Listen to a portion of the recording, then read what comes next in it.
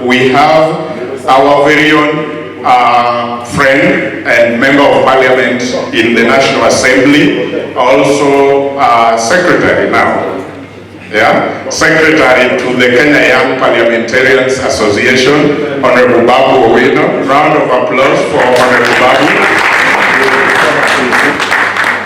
Honorable Babu will be talking to us about this topic because every time we are discussing policies and legal frameworks, we must have friends in the National Assembly or our parliaments so that the agenda can be pushed by passionate people around it. Thank you and welcome, Honorable Babu. Honorable Babu Owino, now that I mentioned your name earlier, I know that you've been volunteering. You've risen from the ranks, really doing a lot, and went to the apex where now you're in politics and national level politics and doing a lot even within Africa. Can you share with us briefly about your journey and maybe what you think needs to be done to really enable responsible volunteering to happen? Thank you very much, George. Number one, thank you for giving me this opportunity. At least I must say that I'm a proud volunteer. It's not a new thing to me. And I want to tell you, George, that as a volunteer, volunteerism contributes great in our economic growth.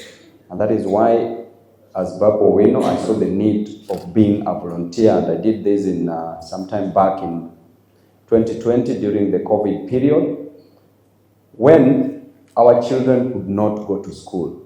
But I came up with a way, an innovative way to ensure that our children access education at the comfort of their homes. Ensured that I trained our children by teaching mathematics and chemistry, and that wasn't enough. The most important thing in it was the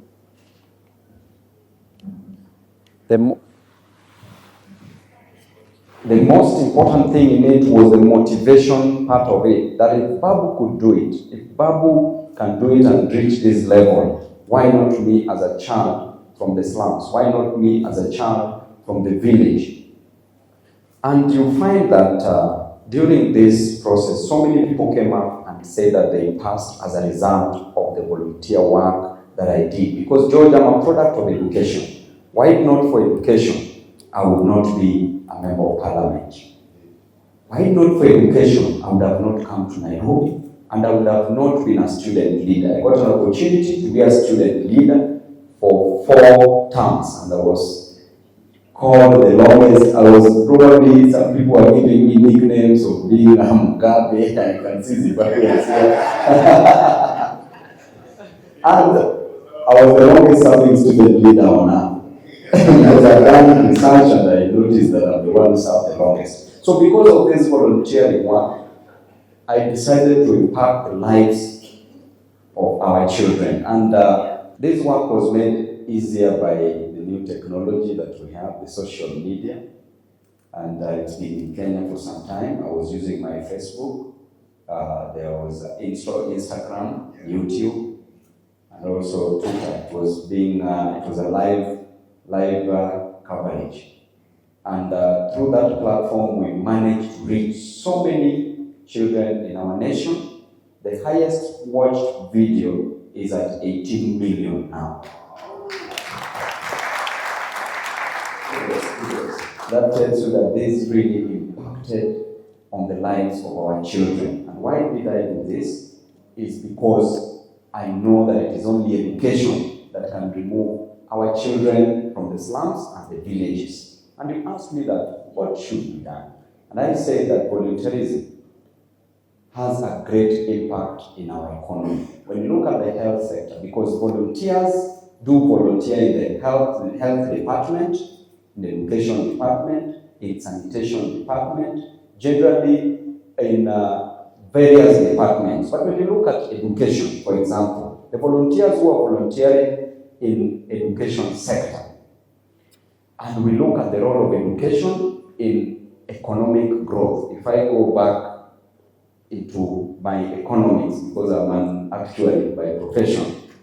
So when you look at the role of education in economics is to ensure that we get skilled laborers that will help us in production, that will help us in manufacturing, that leads to proper economic growth.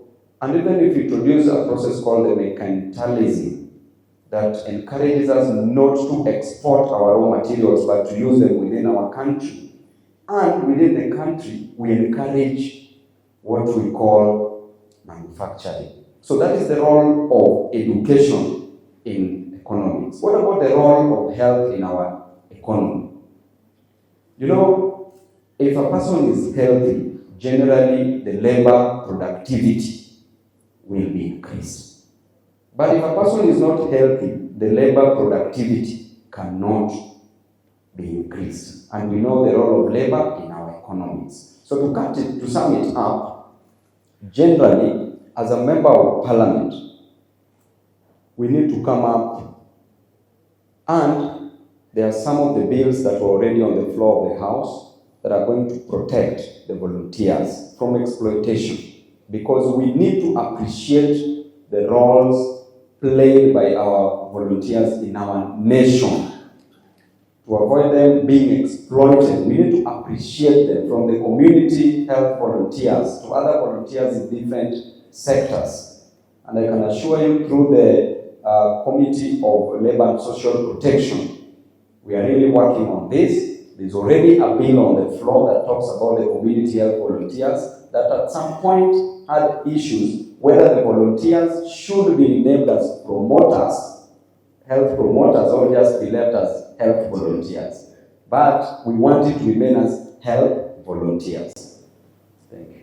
Thank you very much. Indeed, amazing work that you have to do, and also supporting the policy work. I know that you work closely, and you've also been a champion of matters around youth and just promoting youth to do things, positive things in their communities. Thank you very much. I know we'll come back to you again, maybe one or two questions. So be ready with questions to our panelists. Interesting ones, exciting ones.